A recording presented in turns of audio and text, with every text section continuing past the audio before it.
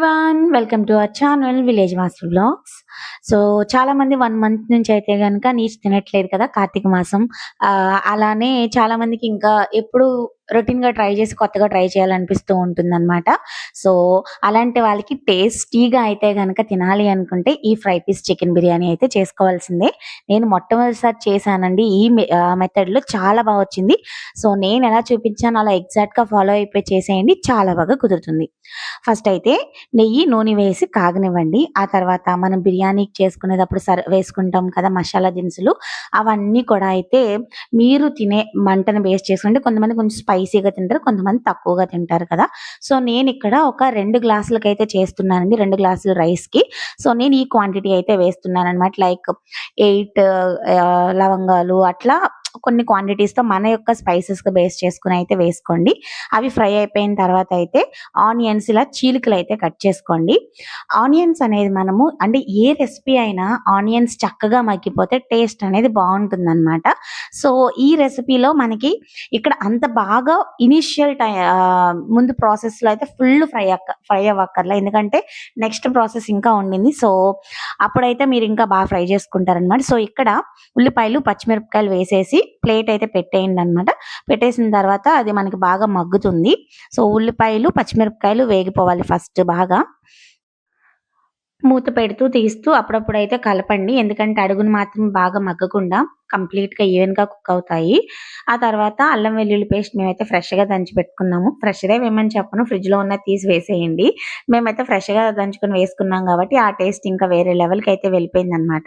అల్లం వెల్లుల్లి పేస్ట్ వేసేసి అయితే కనుక ఆ పచ్చివాసన పోయే వరకు కూడా బాగా కలపండి.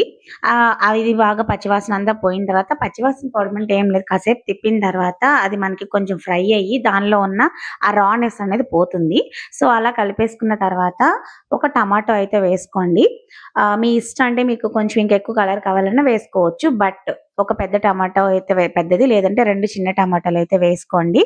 సో వేసుకున్న తర్వాత మనకి ఆ టమాటోలు కూడా మగ్గిపోవాలి. ఇప్పుడు ఇంకా మనకి టమాటోస్ అయితే మగ్గిపోయాయి.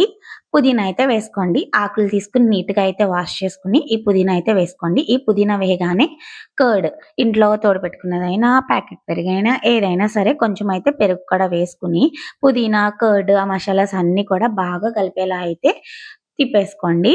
సో ఇవి కొంచెం మనకి ఒక 1 మినిట్ అట్లా అయిపోయిన తర్వాత చికెన్ అయితే వేసేయండి.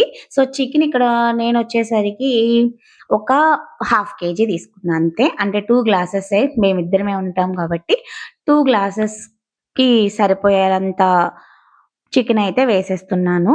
సో లెగ్ పీసులు కొన్ని తీసుకున్నాము అండ్ కొన్ని మామూలుగా తీసుకున్నాం అనమాట. సో ఇదంతా బాగా మగ్గబెట్టేసి అప్పుడైతే చికెన్ యాడ్ చేసేసాను.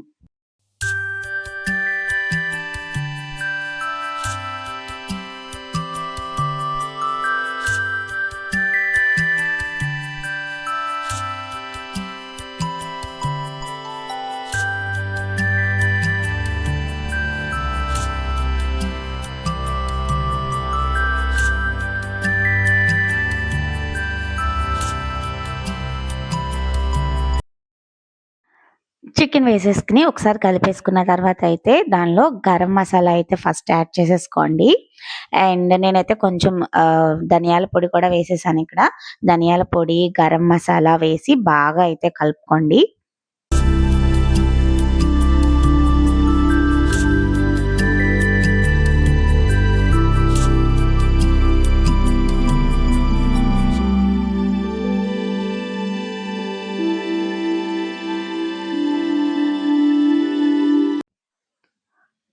కొత్తిమీర అయితే యాడ్ చేసుకుని ఇంకా మనం వాటర్ వేసేసుకోవాలి.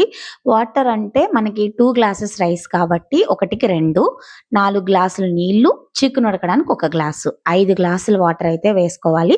సో నేను ముందు రైస్ నానబెట్టుకున్నా, ఆ రైస్ నానబెట్టిన వాటర్ని ఇక్కడైతే కొలిచి నేను వేస్తున్నాను అనమాట. సో ఎగ్జాక్ట్ గా నేను 5 గ్లాసెస్ వాటర్ అయితే వేసి ఆ చికెన్ ని ఆ వాటర్ లో అయితే బాగా ఉడకనిచ్చేసాను. సో హైలోనే పెట్టేసి ఒక 15 మినిట్స్ అలా కుక్ అవనిచ్చాను. నెక్స్ట్ ఏంటంటే ఉడికిన చికెన్ ముక్కలన్నీ తీసేయాలి. అంటే వాటిలతో ఇంకా మసాలా వచ్చేస్తే అలా ఏం అవసరం లేదు, చిల్లు గట్టి తీసేసుకుని తీసేయండి. సో ముక్కలైతే ఈజీగా వచ్చేస్తాయి. వాటితో పాటు ఆనియన్స్, టమాటాలు ఏమైనా వెళ్ళిపోయినా కూడా పర్వాలేదు.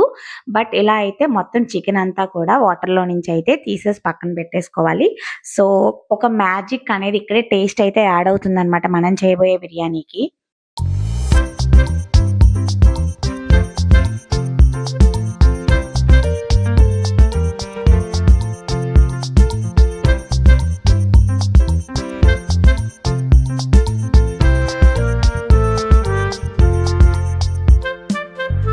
బాయిల్ అయిన చికెన్ అంతా సెపరేట్ చేసేసిన తర్వాత మనం ముందుగా నానబెట్టుకున్న 2 గ్లాసెస్ బియ్యం అయితే ఉన్నాయి కదా! సో, అదైతే నేనిక్కడ యాడ్ చేసేస్తున్నాను.